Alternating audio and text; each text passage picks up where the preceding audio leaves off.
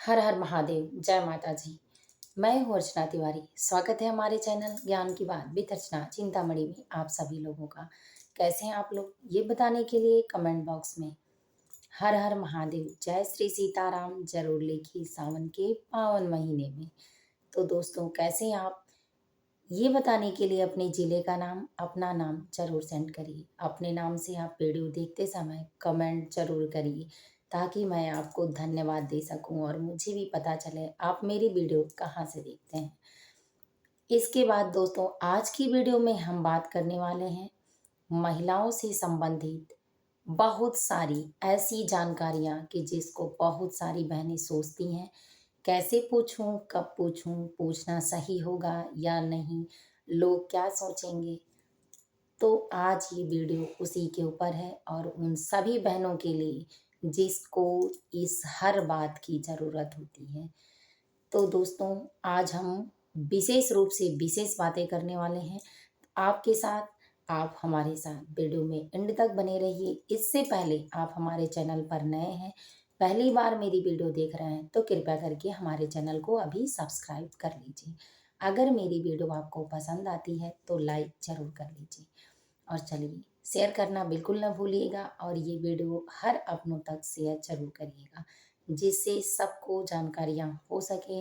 और बहुत सारे ऐसे लोग हैं कि कुछ अफवाहों को फैलाकर बहुत सारी पीड़ाएँ यानी अपने ही घर में कलह क्लेश कर लेते हैं। तो मैं लगभग बहुत सारी समस्याओं का समाधान लेकर आई हूँ। इससे पहले मैं उस बहन को धन्यवाद देना चाहती हूँ जिन्होंने इस प्रश्न को किया। मैं उनका नाम नहीं ले सकती, मुझे पता है कि वो वीडियो देखेंगी और कृपया करके आप कमेंट करिएगा कि आपके प्रश्नों का उत्तर मिला या नहीं मिला। आपको और भी ऐसी बहुत सारी जानकारियाँ चाहिए या जिस पे आपके जीवन से संबंधित जानकारियाँ चाहिए, आप कमेंट कर सकते हैं और आपके लिए मैं स्पेशल वीडियो बनाऊँगी। जैसे ये वीडियो मैं उस बहन के लिए बनाई हूँ, जिससे बहुत सारे लोगों को प्रेरणा मिलने वाली है। तो बहन जी, आपको बहुत-बहुत धन्यवाद मेरी तरफ से इतना अच्छा कमेंट करने के लिए। और सबसे बड़ा बात ये है कि आपने इतनी हिम्मत की और इतना अच्छा सवाल पूछा। तो ये वीडियो आपके लिए। तो चलिए जानते हैं। मैं नाम नहीं बता पा रही हूँ इसलिए कि मैं चाहूँ तो आईडी का नाम जो उनका है मैं बता सकती हूँ, लेकिन मैं उनसे पूछी नहीं हूँ इसीलिए नहीं बता सकती। क्या पता उनके घरवालों को या उनको अच्छा लगे या ना लगे। अगर आप चाहते हैं तो आप कमेंट 2 बार किया करिए, जिसका कमेंट 2 बार आएगा चाहे जो भी लिखे, मैं उनका नाम ज़रूर लूँगी। तो आप सभी लोगों को धन्यवाद। और चलिए जानते हैं इस वीडियो के माध्यम से कि महिलाओं को घर में बहुत सारे नियम देखने पड़ते हैं, जिससे शारीरिक दिक्कतें भी बहुत होती हैं।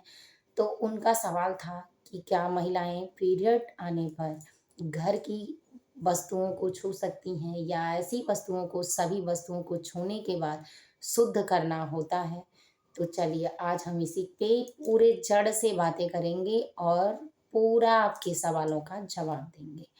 तो दोस्तों, गरुड़ पुराण हमारा एक ऐसा शास्त्र है जो हमारे जन्म से लेकर मृत्यु तक के सारे नियमों को बताता है और उसी के अनुसार हमारे शास्त्र के नियम होते हैं। यानी हमारे शास्त्रों में भगवान गरुड़ देवता के सामने भगवान विष्णु ने स्वयं अपने मुख से इस बातों को कहा है और ये पालन सभी शास्त्र सनातन प्रेमी करते हैं और सबको करना चाहिए।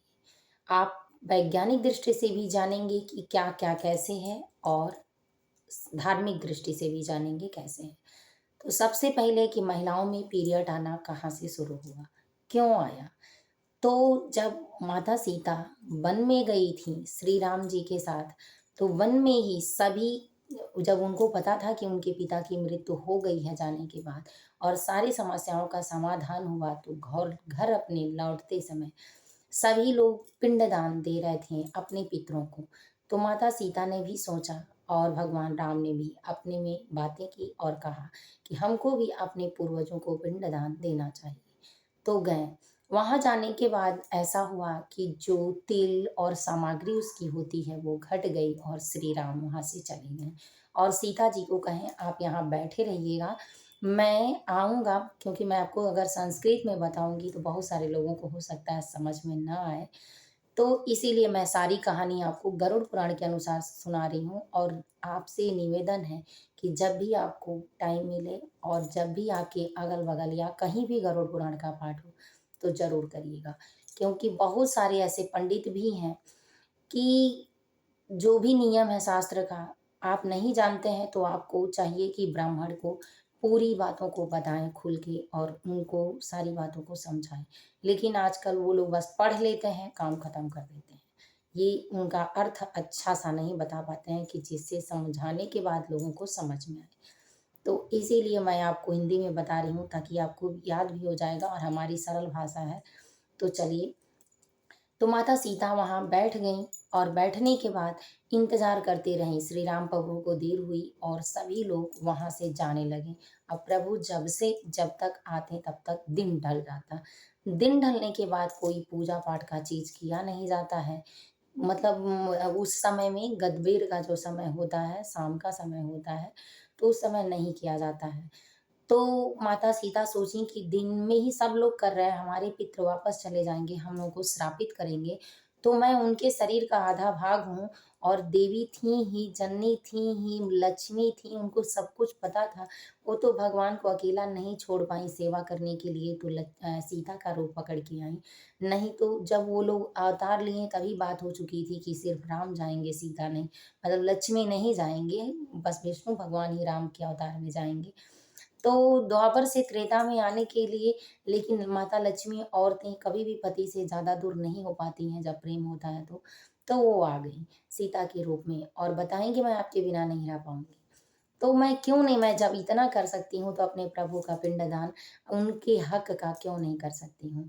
तो उन्होंने कहा कि अगर मैं पिंडदान करती हूँ तो कौन मेरी गवाही देगा और कौन कहेगा कि मैं कर रही हूँ। तो इसीलिए एक स्त्री थी, उनको स्त्री जाति में यानी गौ माता को वहाँ रख दिया और दूसरा तरकुल का पेड़, ताड़ का जो पेड़ होता है वो वहाँ था, वो रह गया और तीसरा मिट्टी, धरती माता थी, वो रह गया और इसके बाद गंगा जी चौथा। चारों लोगों को साक्षी मानकर जो रेत था वहाँ का बालू वही उठाकर पिंडदान दे दी, गोल करके कि मैं अपने पिंडों को ये सत्तू मानकर मतलब दे रही हूँ। और कह दी कि मैं दे रही हूँ, मेरे पिंड चले गए उनके पितृ जो थे तृप्त होकर। इसके बाद राम आए और कहें कि चलो दे दिया जाए, कहीं हम दे दिए हैं। तो राम कहें कि कौन जानता है कि तुम दे दी हो, किसी ने नहीं देखा, चलो दिया जाए। तो कहीं हमने साक्षी रखा है, हम पूछवा देंगे। जब पूछवाने के पास उनके पास, जिसको उल्हन उलाहना कहा जाता है, बुलाया गया और कहा गया, बुलाई कि मैं तुम्हारे सामने दी, मैं तुम्हारे सामने दी। सभी ने कह दिया राम को देखकर डर के मारे कि ये स्वयं भगवान है, शंभु है। क्या पता भगवान विष्णु और रामावतार में राम हैं, तो क्या पता कि हमें कोई सज़ा मिले जब इतना बड़ा रावण उनके पास से नहीं बचा। इतना विद्वान और ब्राह्मण होके तो हम कैसे बलवान होकर नहीं बचा तो हम कैसे बच जाएँगे? बस सभी ने नकार दिया। नकारने के बाद माता सीता क्रोधित हुईं और पतिव्रता साथ में थीं, दूसरा धार्मिक मतलब माता ही थीं, जगत जननी थीं। उन्होंने श्रापित किया कि जिस तरह से मैं कलंकित हुई हूँ, वैसे तुम हर महीने में कलंकित होगे। मैं एक दिन कलंक मुझे लगा है इस चीज़ का कि मैं झूठ बोल रही हूँ, लेकिन हर महीने में तुमको ये कलंक लगेगा और तुमको अछूत माना जाएगा। जिस तरह तब ये सारी बातें बहुत लंबी है, मैं सिर्फ़ आपको पॉइंट बता रही हूँ। तो इस तरह से गौ को भी आते हैं जिससे वो बच्चे देती हैं। इसके बाद तरकुल का पेड़ श्रापित की कि तुम इतने लंबे हो जाओगे कि तुमको कोई तुम्हारे पेड़ के नीचे छाएगा नहीं, यानी पुण्य तुम्हारा बढ़ेगा ही नहीं। तुमको खाकर फेंका नहीं जाएगा कि जिससे तुम दूसरे हो जाओ, तुम्हें काट-काट कर लोग खा लेंगे। इसके बाद तीसरा गंगा जी में कि तुम्हारे अंदर अच्छाई भी है और बुराई भी है, इसीलिए तुम्हारे अंदर लोग गंदगी भी डालेंगे, तुमसे पवित्र भी होंगे। गंगा जी को श्रापित दी, इसीलिए देखिए नदी नाले हर जगह होते हैं, गंगा जी हर जगह आती हैं, लोग ब्रश करके थूक भी देते हैं और गंगा जल लेके स्नान भी कर लेते हैं।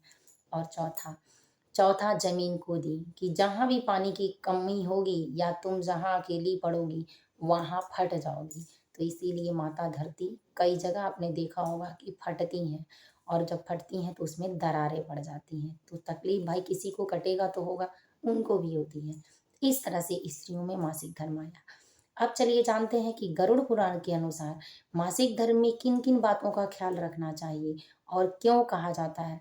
तो कहा जाता है कि जिस पृथ्वी पर औरत यानी औरत बैठ जाती है पीरियड के समय, वहाँ की मिट्टी भी प्रदूषित हो जाती है, दूषित हो जाती है। मैं शास्त्र की आपको बातें बता रही हूँ।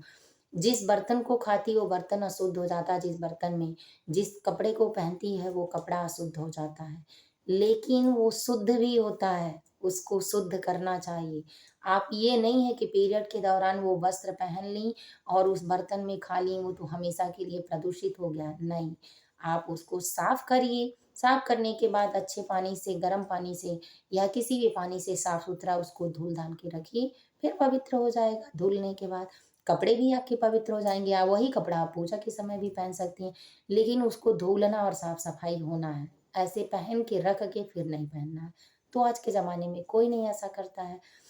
इसके बाद कहा गया कि आप अगर घर में अकेली हैं, जैसे आपके पति हैं, बच्चे हैं या कोई माता-पिता ऐसे बुजुर्ग हैं जो आपके साथ काम नहीं कर सकते हैं, भोजन नहीं बना सकते हैं और घर में आप अकेली हैं, तो आपको किचन में जाना, सारे सामग्रियों को छूना, भोजन बनाना कोई दोष नहीं है।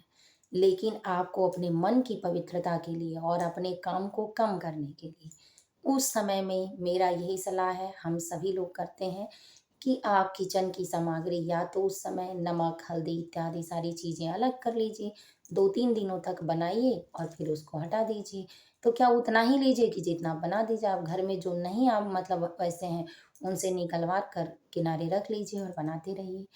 3 दिनों के बाद ये होगा कि आपके चौथे दिन आप पवित्र हो जाएँगी। पहले दिन सब सर्वप्रथम लोग डोमिन होती हैं।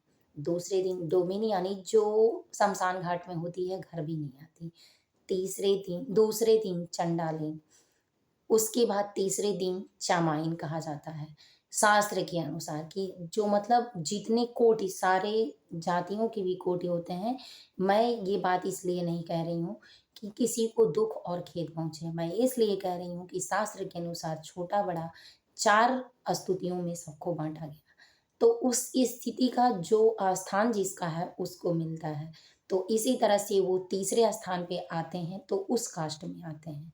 तो इसीलिए उनका दिया हुआ पानी, खाना या अन्य सारी चीज़ें, भोजन जो भी होता है, सब लोग तुरंत नहीं लेते हैं, यानी ब्राह्मण उनके घर भोजन नहीं करते हैं।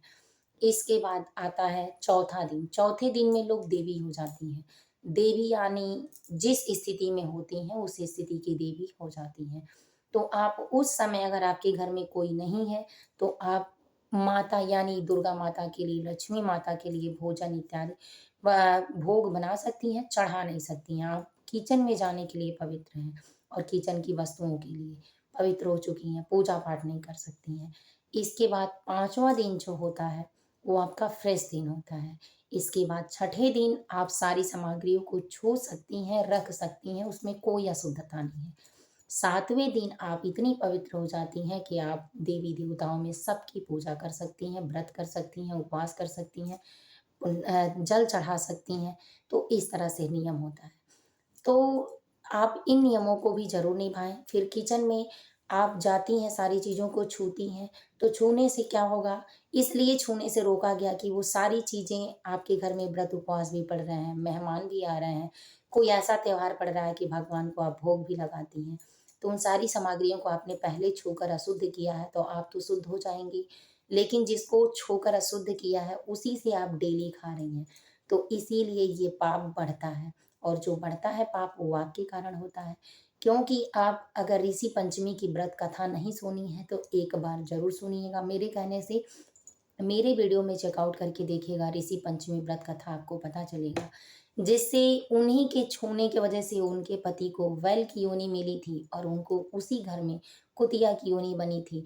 ये कहीं से आती थीं तो जूठा कर देती थीं, खाती थीं और जले हुए लकड़ी से मार खाती थीं। और वो उनके घर उन्हीं के खेत में बैल हर जोतते थे और पेट भर के भोजन भी अपने ही घर में नहीं पाए थे। तो ये कहानी आप ज़रूर सुनिएगा। तो शास्त्र यही कहता है कि आप थोड़ा लेंगी चीज़ों को और थोड़ा यूज़ करके फिर उतने ही दिनों में अपनी सारी सामग्रियों को भी आप नहीं छुई रहेंगी, आपका काम नहीं बढ़ेगा, आप थकान नहीं होगा और शुद्ध बना रहेगा। तो आपके घर आने वाले मेहमान भगवान होते हैं, आप उनको भी खिला सकती हैं। और भगवान को भोग भी लगा सकती हैं। इसके साथ कोई त्योहार में भी वो सारी सामग्रियों से आप कोई भोग बना सकती हैं, चढ़ा सकती हैं। लेकिन अगर आप छू देंगी उसको तो अशुद्ध होगा, अशुद्ध माना जाएगा, जिस तरह से आपका अशुद्ध शरीर माना जाता था। तो इसीलिए आपके घर में बहुत दिनों तक सामान पड़ा रहेगा, जिससे आप अशुद्धता में जाएँगी और लक्ष्मी रुष्ट हो जाएँगी। तो इसीलिए कहा गया है कि आप सारी सामग्रियों को उस समय छूने से परहेज़ करें। उतना ही चीज़ों को छुएँ जितने दिनों में आप बना खाकर साफ-सफाई कर दें। अब इसके बाद जानते हैं कि क्या अपना बनाया आप सबको खिला सकती हैं। तो अगर आप परिवार में अकेली हैं और आपकी वजह से सबका भोजन चलता है, तो आपको दोष नहीं लगेगा। घर में अन्य स्त्रियाँ हैं तो आप टर्न कर लें कि आपका होगा हम करेंगे, हमारा होगा आप करेंगी। इस तरह से करके 4 दिनों तक बस आप बचा लें। लेकिन अगर कोई नहीं है तो आप कर सकती हैं। बस यही सामान बच्चों से निकलवा लें, या आपको पता हो जाता है पहले तो पहले रख लें। इससे भी नहीं है तो आप कुछ चीज़ों को लें, सामग्री जब समाप्त हो तो सारे डिब्बे वगैरह धुल के फिर सामान रख लें। तो आपका सामान भी पवित्र रहेगा। अब चलिए जानते हैं कि अपने से जो लोग बड़े हैं, उस समय में अगर कोई दिक्कत है, तो आप नमक वाली चीज़ें ना खिलाकर मीठा चीज़ें उनको खिलाएँ, आपको कोई दोष नहीं लगेगा। इसके बाद इसमें एस्ट्रोजोन और प्रोजेस्टेरॉन गैस निकलता है पीरियड के समय, जिससे महिलाओं को पेट में सूजन की समस्या, गैस की समस्या हो सकती है और शरीर में अनेक दर्द होते हैं, नसें खींचती हैं, बहुत सारी दिक्कतें होती हैं, बोलने में असुविधा होती है, काम करने में असुविधा होती है, चलने, उठने, बैठने का मन नहीं होता है। बहुत सारे लोगों को तो बहुत सारी दिक्कतें होती हैं काम के दौरान।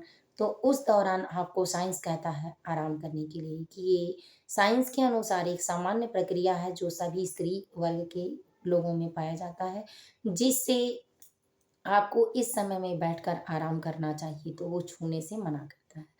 तो बस यही सारी बातें ऐसी हैं कि बहुत लोगों को समझ में नहीं आती तो बोलती हैं ये ना करो, वो ना करो। लेकिन शास्त्र का विशेष और सत्य नियम यही है कि आप यही कर सकती हैं। और इसके साथ-साथ आप 2 से 3 दिनों में फ्रेश हो जाएँगी, 4 दिनों में फिर आप जैसे रहिए। अब चलिए जानते हैं कि क्या आप इस दौरान व्रत कर सकती हैं।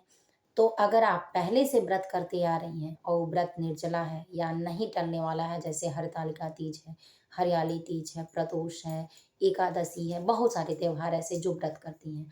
तो आप व्रत बने रहिए, स्नान ध्यान करिए, व्रत बने रहिए शुद्धता से, फलाहारी करिए या जो खाती थीं, जैसे करती थीं, वैसे करिए। बस आपको मंदिर में जाकर साफ-सफाई नहीं करनी है, पूजा नहीं करनी है। लेकिन अगर मंदिर से बाहर आप जहाँ भी रहती हैं, बैठकर भजन, कीर्तन, गाना, नाम, पूजा, मंत्र जो आपको आता है, सब जप करिए। भगवान हर जगह है, हर जगह से सुनते हैं। उतना ही फल आपको मिलेगा जितना आपको पूजा करने से मिलता है।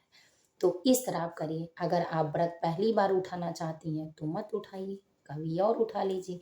अपने घर के परिवार में पूछ लीजिए, लेकिन आपका सारा नियम शास्त्र का नियम बहन यही है और सभी स्त्री वर्ग को ज़रूर ये नियम निभाना चाहिए। आप मेरी बातों पर अगर विश्वास करिए, तो मैं यही कहना चाहूँगी कि जितना हो सके पाप कर्म से दूर रहिए और जब चाहती हैं कि अपने घर को सुखी, समृद्धिशाली, अच्छा बनाना, तो आप जितना धर्म का काम, अच्छा काम करेंगी, उतना आपका धन बढ़ेगा।